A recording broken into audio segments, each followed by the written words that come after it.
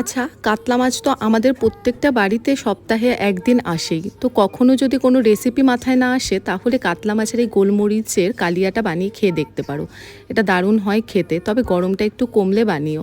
প্রথমে কাতলা মাছ নিয়েছি ৪ পিস, তারপর নুন, গোলমরিচ গুঁড়ো আর হলুদ মাখিয়ে রেখে দিলাম। এদিকে যে মশলাটা লাগবে সেটা রেডি করে নিচ্ছি। অর্ধেকটা টমেটো, অর্ধেকটা পেঁয়াজ আর ৭-৮টা কাঁচা পাকা লঙ্কা। তারপর কড়াইতে সর্ষের তেল গরম করে মাছগুলোকে এপিট ওপিট ভেজে তুলে রাখবো। তারপর ওই মাছ ভাজার তেলের মধ্যে আরেকটু তেল অ্যাড করে কালো জিরে আর শুকনো লঙ্কা ফোড়ন দিলাম। এক্ষেত্রে তোমরা কাঁচা লঙ্কাও ফোড়ন দিতে পারো। তারপর বেটে রাখা মশলা, পরিমাণ মতো নুন, হলুদ গুঁড়ো, লঙ্কা গুঁড়ো আর স্বাদ মতো চিনি দিয়ে মশলা খুব ভালোভাবে কষিয়ে ভাজা মাছগুলো দিয়ে একটু জল দিয়ে দেব।